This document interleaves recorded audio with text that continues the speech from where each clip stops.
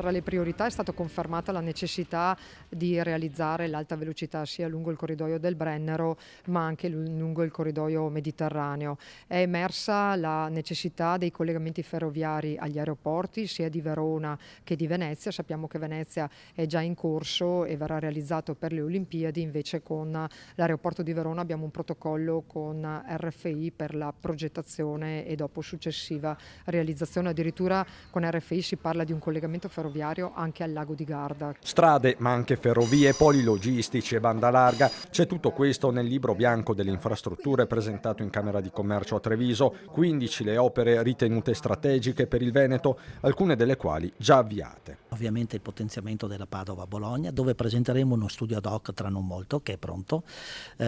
Ovviamente il completamento della 4, la Pedemontana. Tra le opere condivise da Regione e associazioni di categoria, lo sbocco a nord, sempre attuale anche il nodo della Romea. Sulla Bellunese il prolungamento della 27, che sappiamo che è una partita difficile, che non dipende solo dal Veneto ma dipende anche dal governo nazionale e da governi internazionali, perché abbiamo comunque l'Austria, il Tirolo e la Carinzia che non sono favorevoli a questa infrastruttura. Abbiamo il potenziamento della Romea. Tra le criticità la condividiamo, è un'altra delle infrastrutture assolutamente che deve essere risolta. Bisogna che adesso la classe politica che andrà a governare il nostro paese dia delle priorità a dove investire e dove ovviamente ci sono già delle proposte.